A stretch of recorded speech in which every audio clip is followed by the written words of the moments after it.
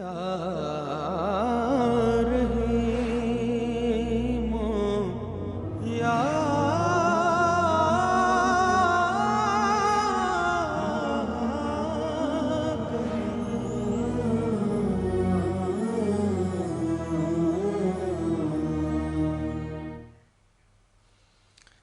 اعوذ باللہ من الشیطان الرجیم بسم اللہ الرحمن الرحیم اللہم صلی علی سیدنا و مولانا محمد وعلی آلہ واصحابہ وبارک وسلم وصلی علیہ۔ السلام علیکم ناظرین محترم، جمعہ کریم۔ آج پہلی مرتبہ جیو ٹیلی ویژن نیٹ ورک پر جمعہ کریم کی نشریات براہ راست پیش کی جا رہی ہیں۔ سب سے پہلے تو جمعے کی نشریات میں غیر حاضری کی میں آپ سے معذرت کرنا چاہتا ہوں۔ جمعے کی نشریات میں غیر حاضری کی معذرت، اور آپ تو جانتے ہی ہیں کہ اس غیر حاضری کی وجہ کیا تھی۔ وجہ بھی اتنی حسین اور پرکیف ہے کہ آپ یقیناً مجھے معاف فرما دیں گے، یعنی اللہ اور اس کے رسول صلی اللہ علیہ وآلہ وسلم کے ذکر کی ان محافل میں شرکت جو امریکہ میں منعقد ہوئیں، اور جہاں ہم نے عقیدت کے لفظوں کو محبت کی کتاب میں عشق کی روشنائی سے تحریر کیا، اپنے مردہ دل کو اللہ کی یاد سے زندہ کیا، اور حیات کی اس حرارت کو محسوس کرتے ہی اور بھی بہت سارے قلوب جانثاری کی سانسیں لینے لگے۔ لیکن پہلے تو میں نے اپنے مردہ دل کو زندہ کیا، اور در حقیقت یہی وہ سانسیں ہیں جو ہمیں خوف اور بھوک سے محفوظ رکھتی ہیں۔ جب قلب محبت میں مست ہو، مالک حقیقی کے حاضر و ناظر ہونے کا احساس ہو، اور اس بات کا پاس ہو کہ ہم اسی کا مال ہیں اور ہمیں اسی کی طرف لوٹ کر جانا ہے، تو یہ بھوک اور خوف کے نفسانی خطرات ٹل ہی نہیں جاتے بلکہ پسپا ہو جاتے ہیں۔ آج میں صبح ایک پروگرام دیکھ رہا تھا، تو وہاں ایک جملہ ظاہر ہے کہ کہنے والے کی غلطی نہیں ہے، بلکہ یہ غلط العام ہو گیا کہ اللہ دے کر بھی آزماتا ہے اور لے کر بھی آزماتا ہے۔ بھئی دینا خدا کی شان ہے، لینا خدا کی شان نہیں۔ جب ایک عام بادشاہ بھی کسی کو کچھ دے دے تو واپس نہیں لیتا، تو وہ تو سب سے بڑا بادشاہ ہے، وہ تو بادشاہوں کا بادشاہ ہے۔ تو پھر ہم یہ جملہ کیوں کہتے ہیں کہ اللہ دے کر بھی آزماتا ہے اور لے کر بھی آزماتا ہے؟ وہ کچھ نہیں لیتا، وہ تو دیتا ہی دیتا ہے، اسے تو صرف عطا کرنا آتا ہے، وہ کسی سے کچھ نہیں لیتا، صرف دیتا ہے۔ یہ دراصل ہماری اپنی شامت اعمال ہیں، اور ہر چیز کی ایک ایکسپائری ڈیٹ ہوتی ہے، اور پہلی بات تو یہ کہ ہم نے خود سمجھ لیا ہے کہ سب کچھ ہمارا ہے، تو جب وہ چلا جاتا ہے تو ہم سوچتے ہیں ہمارا کوئی چیز لے لی گئی ہے یا ہم سے چھن گئی ہے۔ بچے ہمارے ہیں، ماں باپ ہمارے ہیں، بہن بھائی ہمارے ہیں، گھر ہمارا ہے، مکان ہمارے ہیں، دولت ہماری ہے، شہرت ہماری ہے، عزت ہماری ہے۔ ہمارا کچھ نہیں ہے ناظرین محترم، سب اللہ کا ہے۔ اللہ نے ہمیں عطا فرمایا ہے، سب اسی کا ہے، اور وہ کچھ واپس نہیں لیتا، بلکہ ہماری شامت اعمال کے سبب یا تو کبھی کبھی اور یا تو ویسے ہی کچھ چیزوں کی ایکسپائری ڈیٹ ختم ہو جاتی ہے، اور کچھ ہماری شامت اعمال کے سبب اوجھل ہو جاتی ہیں۔ اگر اللہ نے عزت دی ہے اور ہم نے طاقت، غرور اور تکبر سے اس عزت کو برتنے کی کوشش کی، تو پھر وہ اوجھل ہو جائے گی، لی نہیں جائے گی، اوجھل ہو جائے گی۔ توبہ کریں گے واپس آ جائے گی، تو پھر لی کہاں تھی؟ اگر لے لی تو پھر واپس کیوں ملی؟ تو اسی لیے ہمیں یہ نہیں کہنا چاہیے کہ اللہ تعالیٰ دے کر بھی آزماتا ہے اور لے کر بھی آزماتا ہے۔ اللہ صرف آزماتا ہے، وَلَنَبْلُوَنَّكُمْ، ہم تمہیں ضرور آزمائیں گے۔ اس میں دینے اور لینے کا کوئی تک نہیں ہے، وہ ہمیں ضرور آزمائے گا۔ تو میں آپ سے بھوک اور خوف کی بات کر رہا تھا، لیکن جمعے کی ساتھ ساتھ تیاری بھی آپ کرتے جائیے گا، کیونکہ آج جمعہ کریم ہے ماشاء اللہ، اور ایک مرتبہ پھر ہمیں یہ سعادت مل رہی ہے کہ ہم جمعے کو منا رہے ہیں، جمعے میں جی رہے ہیں، جمعے میں نماز پڑھیں گے، جمعے میں درود پڑھیں گے۔ تو اس جمعے کی ساری برکتوں کو سمیٹنے کے لیے تیاریاں شروع کر دیں، خواتین خاص طور پر جو گھر میں اس وقت موجود ہیں۔ صاحبان تو دفاتر چلے گئے ہوں گے، دفاتر میں اگر ٹیلی ویژن دیکھا جا رہا ہے تو اب سے کچھ ہی گھنٹوں کے بعد نماز جمعہ کا وقت ہو جائے گا، اذان دی جائے گی، تو آپ اس کے لیے تیاریاں شروع کر دیں، الارم لگا لیں تاکہ جلدی جلدی بھاگنے کی ضرورت نہ ہو آفس سے۔ بڑا برا لگتا ہے کہ عین خطبے کے وقت ہم پہنچتے ہیں، خطبہ بھی صحیح طرح نہیں سن پاتے، اور فوری طور پہ بس انتظار کرتے ہیں کسی وقت بس امام صاحب کہہ دیں نماز کھڑی ہو گئی، اقامت ہو جائے اور ہم نماز میں شامل ہو جائیں۔ ہمیں خطبہ بھی سننا چاہیے جمعۃ المبارک کا، خاص طور پر جو عربی خطبہ ہوتا ہے وہ ہمیں ضرور سننا چاہیے۔ تو آپ اپنے الارم لگا لیجئے، یا کم از کم کسی کو کہہ دیجئے آفس میں کہ آپ کو بتا دے کہ قریبی مسجد میں اذان ہو گئی ہے۔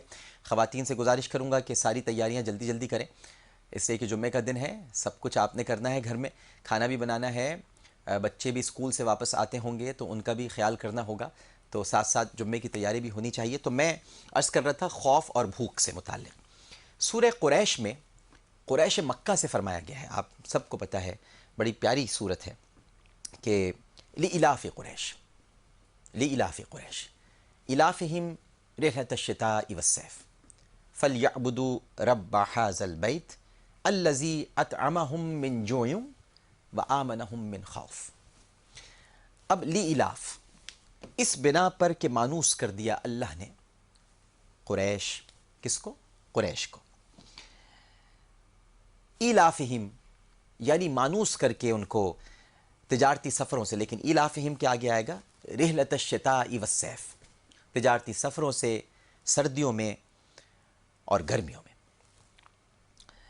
فلیعبدوا رب ھذا البیت، سو چاہیے کہ وہ عبادت کریں وہ اس گھر کے رب کی۔ اور آگے اللہ سبحانہ وتعالیٰ کیا ارشاد فرما رہا ہے؟ الذی اطعمہم من جوع وآمنہم من خوف، یا یوں بھی پڑھ سکتے ہیں آپ الذی اطعمہم من جوع وآمنہم من خوف، یعنی جس نے کھانے کو دیا انہیں بھوک میں اور امن بخشا ان کو خوف سے۔ اسی طرح سورہ نحل کی 112ویں آیت میں اللہ سبحانہ وتعالی ارشاد فرماتا ہے وَضَرَبَ اللَّهُ مَثَلًا قَرْيَةً كَانَتْ آمِنَةٌ مُطْمَئِنَّةٌ يَأْتِيهَا رِزْقُهَا رَغَدًا مِّن كُلِّ مَكَانٍ فَكَفَرَتْ بِأَنْعُمِ اللَّهِ فَأَذَاقَهَا اللَّهُ لِبَاسَ الْجُوعِ وَالْخَوْفِ بِمَا كَانُوا يَصْنَعُونَ۔ اور دیتا ہے اللہ مثال ایک بستی کی جو تھی امن اور اطمینان والی، پہنچتا تھا انہیں ان کا رزق با فراغت ہر جگہ سے، پھر ناشکری کی ان لوگوں نے اللہ کی نعمتوں کی، تو چکھایا اللہ نے انہیں مزہ بھوک اور خوف کا، بس سبب ان کرتوتوں کے جو وہ کرتے تھے۔ اب گویا بھوک اور خوف سے بچتے رہنا یعنی یہ اللہ تعالیٰ کا خاص انعام ہے، اس کی قدر کرنی چاہیے، ناشکری نہیں کرنی چاہیے۔ ناشکری کرنے سے نعمت چھن جاتی ہے، چلی جاتی ہے، لی نہیں جاتی، چھن جاتی ہے، اوجھل ہو جاتی ہے، ادھر ادھر ہو جاتی ہے۔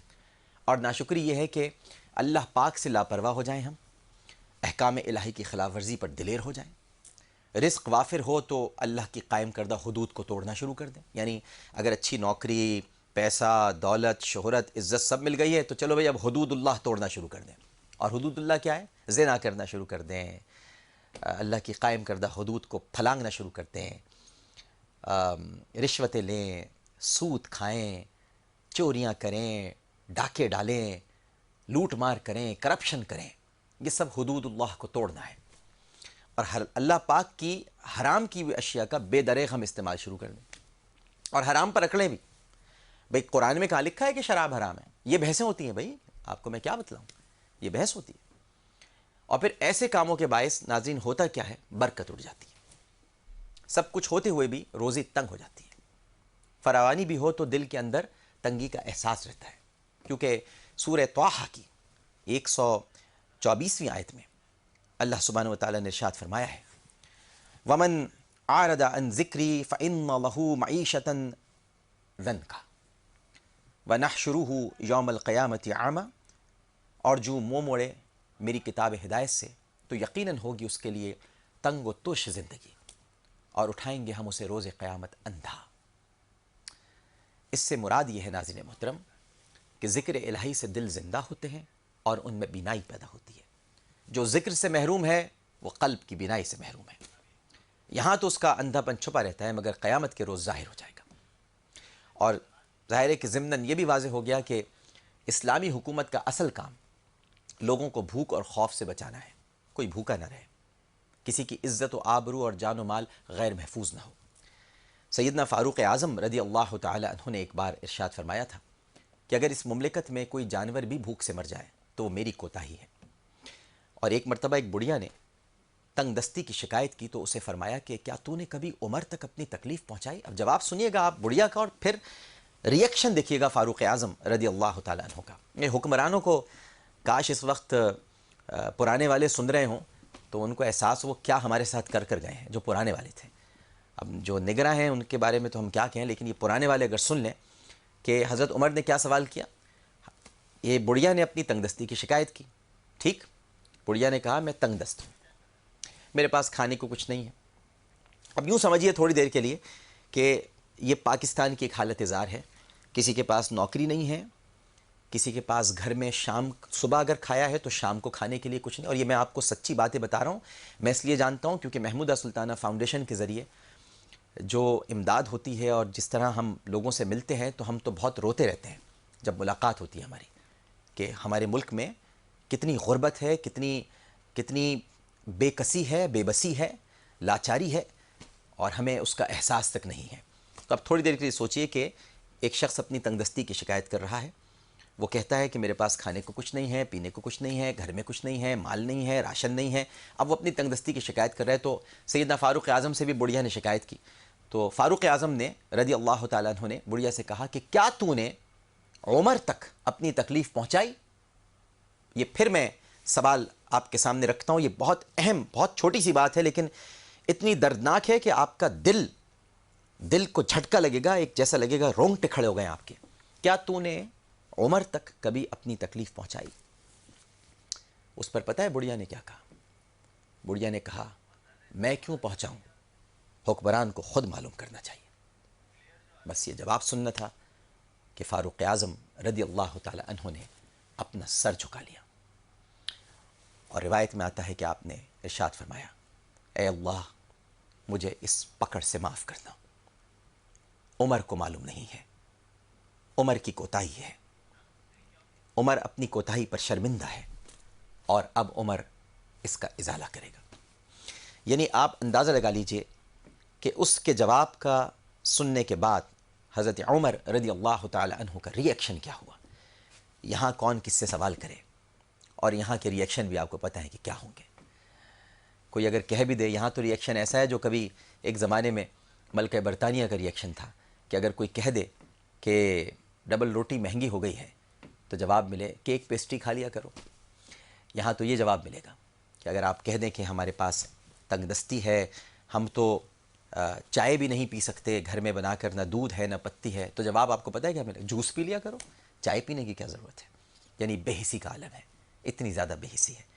بہرحال آج جمعہ کریم براہ راست ہے، آپ کالز بھی کر سکتے ہیں، ہم سے گفتگو بھی کر سکتے ہیں، لیکن میں سوال آپ کے سامنے رکھے جا رہا ہوں۔ آج ویسٹ پوائنٹ کی طرف سے آپ کو مائکرو ویو اوون دیا جا رہا ہے، اور سوال یہ ہے کہ ان صحابیہ رضی اللہ تعالی عنہ کا نام بتائیے جو ذو النطاقین تھیں یا ذات النطاقین۔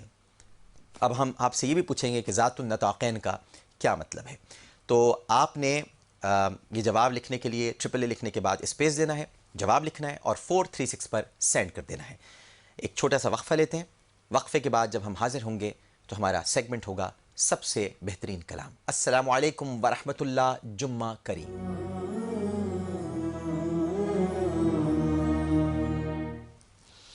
السلام علیکم ورحمۃ اللہ، ایک مرتبہ پھر آپ کو جمعہ کریم کی ٹرانسمیشن میں جو اس وقت جیو ٹیلی ویژن نیٹ ورک پر پوری دنیا میں الحمدللہ دیکھی جا رہی ہے، خوش آمدید کہتا ہوں۔ اور اب ہمارا جو سیگمنٹ ہے سب سے بہترین کلام، سب سے بہترین کلام اللہ جل مجدہ کا کلام ہے، اور اس سے بہترین کلام تو کوئی ہو ہی نہیں سکتا، جو ہمارے لیے نصیحت بھی ہے، حکم بھی ہے، ایک احساس بھی ہے، اور عبادت کی طرف بڑھنے کا ہمیں موقع بھی دیتا ہے۔ تو ہم اس کلام کی طرف بڑھنے سے پہلے ایک مرتبہ پھر آپ سے گزارش کروں گا کہ جمعۃ المبارک کی ساعتیں شروع ہو چکی ہیں، لہٰذا درود پاک پڑھنا شروع کیجئے۔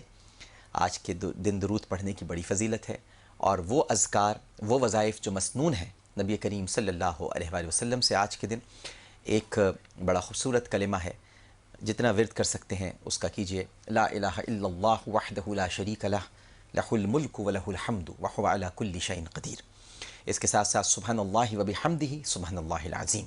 تو یہ وہ کلمات ہیں، وہ اذکار ہیں، وہ وظائف ہیں جو آپ چلتے پھرتے کر سکتے ہیں تو ان سے غافل نہ رہیے. آپ کو اندازہ نہیں ہے کہ پڑھنے میں تو بہت ہلکے ہیں لیکن وزن میں بہت بھاری ہیں. تشریف فرما ہے ہمارے ساتھ فرزند رشید قاری سید حسن شاہ بخاری صاحب. آپ IT ٹرینر ہیں مائکروسافٹ اور سسکو میں. قومی اور بین الاقوامی قراءت کے مقابلے میں پاکستان کی نمائندگی کرتے ہوئے آپ نے پوزیشنز حاصل کی ہیں اور دنیا کے بیشتر ممالک میں قراءت قرآن کے حوالے سے محافل کو رونق بخشی ہے. یعنی آپ سمجھ ہی گئے ہوں گے. تشریف فرما ہے قاری سید انوار الحسن شاہ صاحب. السلام علیکم. وعلیکم السلام ورحمۃ اللہ وبرکاتہ. مزاج گرامی بخیر. اللہ کا بہت شکر. بڑا سب سے پہلے تو آپ کا بہت بہت شکریہ. رات آپ فیصل آباد میں محفل میں تھے, پھر وہاں سے آپ تشریف لائے, خاص طور پر کراچی سفر کرتے ہوئے. ابھی آپ کی تھکان بھی نہیں اتری ہے اور ہم نے آپ کو یہاں پر زحمت دے دی. میرے لیے باعث سعادت ہے. بسم اللہ.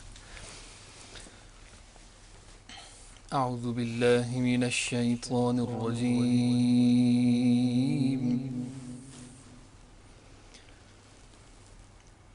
بسم اللہ الرحمن الرحیم.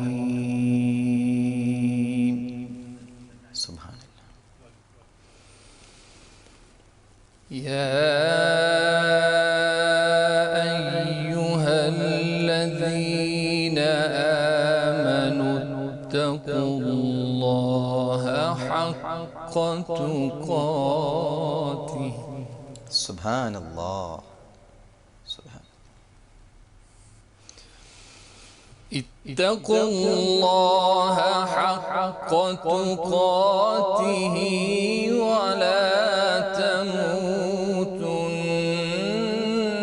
إلا وأنتم مسلمون. سبحان اللہ. واعتصموا بحبل الله جميعا ولا تفرقوا واذكروا نعمة الله عليكم. سبحان اللہ. سبحان اللہ.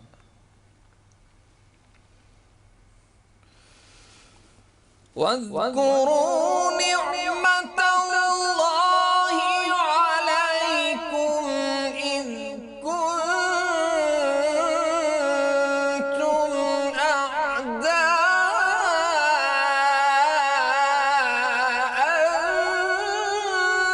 فألف بين قلوبكم. سبحان اللہ. سبحان. إذ كنتم أعداء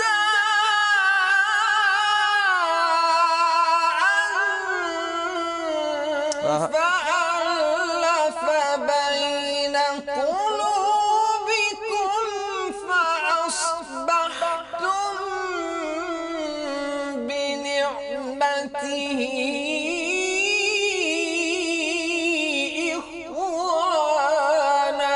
اللہ اللہ اللہ. سبحان اللہ. وكنتم على شفا حفرة من النار فأنقذكم منها.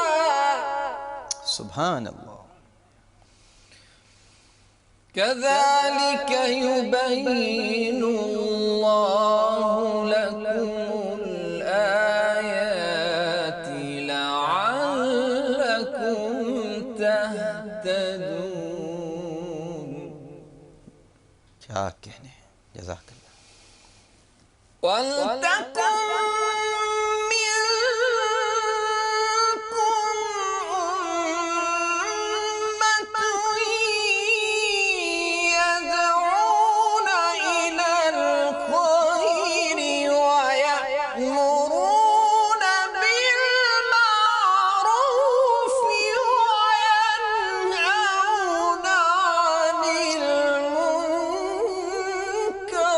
ما شاء اللہ. ما شاء اللہ. وأولئك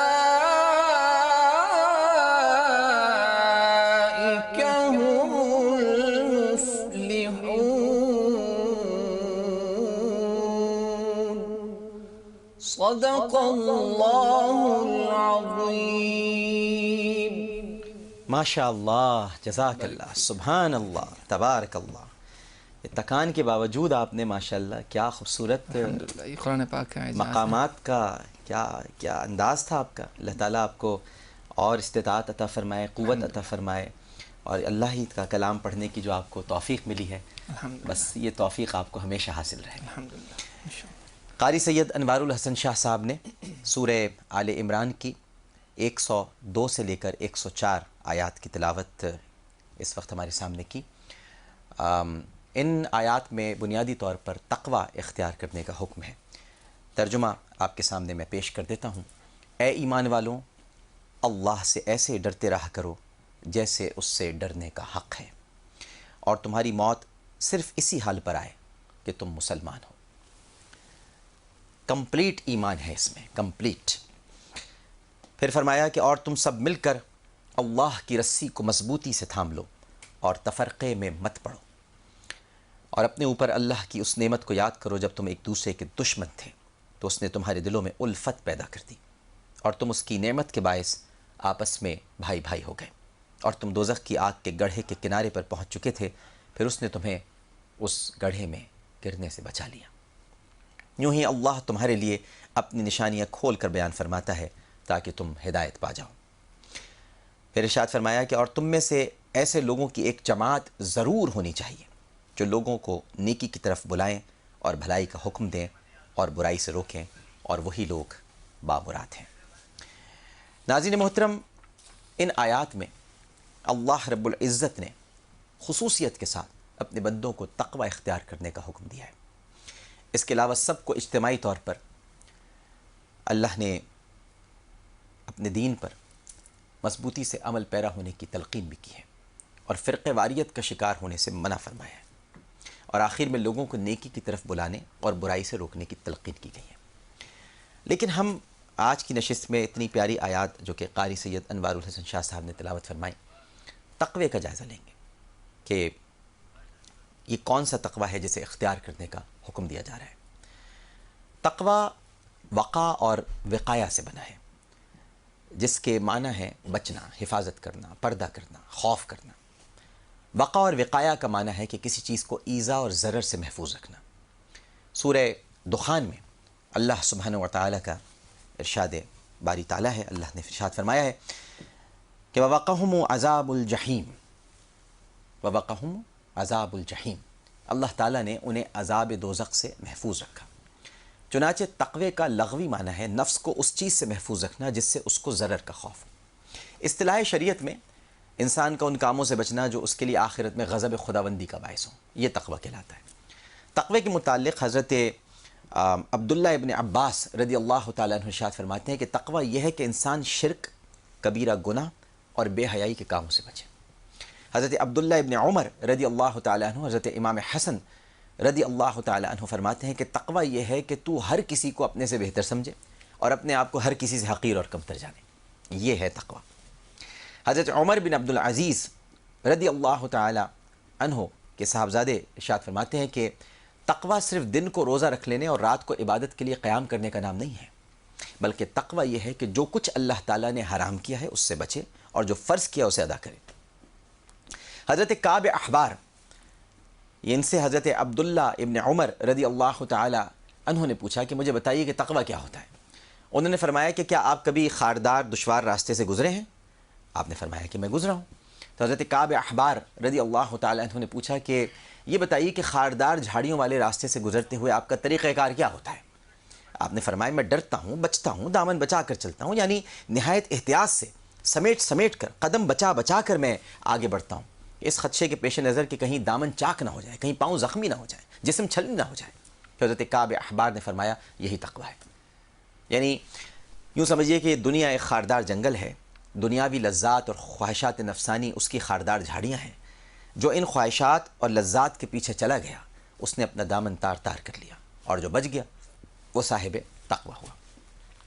حضرت سری سقطی رحمہ اللہ تعالی ارشاد فرماتے ہیں کہ متقی وہ شخص ہے جو اپنے نفس سے دشمنی کرتے ہوئے اس کے خلاف چلتا ہے اور ایک قول یہ ہے کہ تقوی ہر اس چیز سے بچنے کا نام ہے جو تجھے اللہ تعالیٰ سے دور کر دے۔ حضرت قاسم بن قاسم فرماتے ہیں کہ تقوی آداب شریعت کی محافظت کا نام ہے، اور ایک قول یہ ہے کہ اپنے دل کو غفلتوں سے، نفس کو شہوتوں سے، حلق کو لذتوں سے اور اعضاء کو گناہوں سے بچا لینا تقوی ہے۔ جب یہ چیزیں حاصل ہو جائیں گی تو اس وقت قرب خداوندی کی منزل تک پہنچنے میں کوئی رکاوٹ نہیں رہے گی۔ حضرت علی کرم اللہ وجہہ الکریم ارشاد فرماتے ہیں کہ معصیت پر اصرار نہ کرنا اور اپنی عبادت پر ناز و اعتماد نہ کرنا تقوی ہے۔ اللہ اکبر، معصیت پر اصرار نہ کرنا اور اپنی عبادت پر ناز و اعتماد نہ کرنا۔ اب جتنے خوبصورت انداز سے ہمارے بھائی انوار الحسن شاہ صاحب نے اس وقت تلاوت فرمائی تو یہ بڑا خوبصورت انداز ہے، لیکن اگر اس پر انہوں نے ناز شروع کر دیا، اعتماد شروع کر دیا کہ تم مجھے دیکھو اللہ تعالیٰ نے کیا خوبصورت لہن بخشا ہے، میں تجھے سب سے اعلیٰ ہوں، افضل ہوں، برتر ہوں، یا میں جو آپ کے سامنے اس وقت گفتگو کر رہا ہوں میں کہوں جناب میں کتنی اچھی تفسیر اس وقت بیان کر رہا ہوں، میں ہی کر سکتا ہوں اور مجھے اللہ نے دیکھیں بولنے کی صلاحیت دی ہے، بس یہ جو آپ نے ناز، اعتماد، یہ غرور، یہ تکبر، یہ سب کچھ اللہ تعالیٰ یہ جو آپ کے پاس ہے یہ ایسے غائب ہو جائے گا کہ آپ کو پتہ بھی نہیں چلے گا اور تقوی سے آپ باہر نکل جائیں گے۔ حضرت ابو دردہ رضی اللہ تعالیٰ عنہ نے ارشاد فرمایا کہ تقوی ہر قسم کی بھلائی کا جامع ہے، یہ وہ چیز ہے جس کا اللہ تعالیٰ نے اولین و آخرین کو حکم دیا ہے۔ علامہ سید شریف جرجانی رحمہ اللہ تعالیٰ اپنی مشہور و معروف کتاب ہے التعریفات میں لکھتے ہیں کہ آداب شریعت کی حفاظت کرنا اور ہر وہ کام جو تمہیں اللہ تعالیٰ سے دور کر دے اس سے خود کو باز رکھنا تقوی ہے۔ یعنی تمام تعریفیں اپنی اپنی جگہ درست ہیں اور تقوی کے مختلف درجات کو کسی نہ کسی جہت سے ہم حاوی محسوس کر سکتے ہیں، لیکن تمام تعریفات کو مد نظر رکھ کر اور جو میں نے اس وقت آپ کے سامنے اقوال بیان کیے ان کا خلاصہ یہ ہے کہ مامورات کو بجا لانا، منہیات سے بچنا اور اپنی زندگی کے شب و روز حسب استطاعت اتباع شریعت میں گزارنا تقوی ہے۔ مامورات سے مراد یہ ہے کہ جن کو کرنے کا حکم دیا ہے اور منہیات وہ ہیں جن سے روکا گیا ہے۔ تقوی کے درجات کیا کیا ہیں؟ دیکھیے تقوی کے عام طور پر 3 بڑے درجات ہیں: ادنا درجہ، متوسط درجہ، اعلیٰ درجہ۔ ادنا درجہ دائمی اور ابدی عذاب سے بچنا، یعنی کلمہ پڑھ کر دائرہ اسلام میں داخل ہونا، یہ درجہ ہر کلمہ گو مسلمان کو حاصل ہے۔ امام ترمذی رحمہ اللہ تعالی ارشاد فرماتے ہیں کہ حضرت ابی کعب رضی اللہ تعالیٰ عنہ روایت کرتے ہیں کہ نبی کریم صلی اللہ علیہ وآلہ وسلم نے کلمۃ التقوی کی تفسیر میں فرمایا کہ لا الہ الا اللہ، اس تقوی کا مطالبہ اللہ رب العزت نے تمام بنی نوع انسان سے کیا ہے، جیسا کہ سورہ تحریم میں ارشاد باری تعالیٰ ہے کہ اے لوگوں تم خود اپنے آپ کو اور اپنے اہل و عیال کو جہنم کی آگ سے بچاؤ۔ یہ تقوی کا پہلا درجہ ہے۔ ہر انسان پر لازم ہے کہ وہ کم از کم کلمہ اسلام یعنی لا الہ الا اللہ محمد الرسول اللہ یہ پڑھ کر دین اسلام کے قلعے میں پناہ لے اور اپنے آپ کو دخول فن النار سے بچا لے۔ متوسط درجہ یہ جو اب آئے گا اس کے بعد وہ ہے یعنی کہ فرائض اور واجبات کو ادا کرنا، حرام کاموں اور کبیرہ گناہوں سے بچنا۔ یہ ہر مسلمان کے لیے کم از کم اس قدر تقوی بہت ضروری ہے۔ اور سب سے اعلیٰ درجہ کیا ہے؟ فرائض و واجبات کے علاوہ نوافل بھی کثرت سے ادا کرنا، مستحبات پر بھی عمل کرنا، حرام کے ساتھ ساتھ مکروہات اور مشتبہ چیزوں سے بھی پرہیز اختیار کرنا، کبیرہ گناہوں سے بچنا اور صغیرہ پر اصرار نہ کرنا، یہ خواص کا تقوی ہے۔ اور اعلیٰ ترین درجہ یہ مقربین کا تقوی ہے۔ فرائض و واجبات کی ادائیگی کے علاوہ سنن و نوافل کی بھی پابندی اور دوام کے ساتھ ادا کرنا اور ہر اس چیز سے بچنا جو یاد خدا سے غافل کر دے اور سنت نبوی پر چلتے ہوئے شریعت کی کامل اتباع کرنا۔ رسول کریم نور مجسم، رحمت عالم، سید المرسلین، شفیع المذنبین، مصباح المقربین صلی اللہ علیہ وآلہ وسلم نے ارشاد فرمایا کہ خبردار حلال چیزیں بھی واضح ہیں اور حرام بھی واضح ہیں اور ان کے درمیان کچھ چیزیں مشتبہ ہیں، بہت سے لوگ ان کو نہیں جانتے، بس جو شخص ان مشتبہ چیزوں سے بچ گیا اس نے اپنے دین کو بچا لیا اور اپنی عزت محفوظ کر لی۔ مشتبہ چیزوں سے بچنا چاہیے، اشتباہ میں نہیں پڑنا چاہیے۔ مشتبہ کیا ہے؟ ایک چھوٹی سی بس مثال دیتا ہوں پھر ہم ایک وقفہ لیتے ہیں۔ مشتبہ یہ ہوتا ہے ناظرین محترم کہ اب میں آپ کو صرف کھانے سے متعلق بتا دوں، ہم باہر اکثر جاتے ہیں، میں ابھی اور اپنے چونکہ تجربے سے ہی آپ کو بتاؤں گا، امریکہ، اب ظاہر ہے کہ آپ کو پتہ ہے کہ کیا حلال ہے اور کیا حرام ہے، یہ واضح ہے آپ پر۔ ذبیحہ کیا ہوتا ہے، کس طرح سے کھانا چاہیے، کیا نہیں کھانا چاہیے، کہاں سے کھانا چاہیے، یہ بھی آپ کو پتہ ہے، یہ بنیادی باتیں۔ اب مثال کے طور پر آپ کے سامنے کچھ ایسا گوشت آ گیا جس کے بارے میں آپ کو کچھ شک ہو گیا. شک سے مراد یہ ہے کہ اب یہ کس طرح سے ذبح ہوا تھا کچھ صحیح طرح سے معلوم نہیں ہو سکا کہ ذبیحہ صحیح تھا کہ نہیں تھا, خون صحیح طرح نکلا کہ نہیں نکلا. اصل تو پہلے تو خون ہے, سب سے پہلے تو ہے کہ خدا کی سوا کسی کا نام نہ لیا گیا ہو. چلیے وہ بات معلوم ہو گئی آپ کو, لیکن خون کا بھی نہیں پتہ چلا کہ نکلا کہ نہیں نکلا. اب یہاں شبہ ہو گیا تو گوشت کھائے بغیر ایک دن آپ مر نہیں جائیں گے, انتقال نہیں ہو جائے گا آپ کا. ہم گوشت پر اصرار کرتے ہیں, نہیں کھانا ہے بھائی, دیکھیں تو یہ تو کوئی بات ہی نہیں ہے کہ ہم گوشت نہیں کھائیں. ارے بھائی ایک دن اگر گوشت نہیں کھاؤ گے تو انتقال نہیں ہو جائے گا. سبزی کھا لو, کچھ ویجیٹیبلز لے لو, تو شبے میں کیوں پڑتے ہو؟ اور اگر شبہ نہیں ہے, پکا معلوم ہے, تو کھا لو. تو شبے سے بچنا بھی تقویٰ ہے. اشتباہ سے اگر آپ نے اپنے آپ کو بچا لیا تو یہ بھی آپ نے تقویٰ اختیار کر لیا. اور جن کو علم ہے فتویٰ یہی ہے کہ وہ کھا لیں, لیکن تقویٰ یہی ہے کہ وہ بچ جائیں. تو یہ ہمیں سمجھنا چاہیے اور اس پر ہمیں عمل کرنا چاہیے.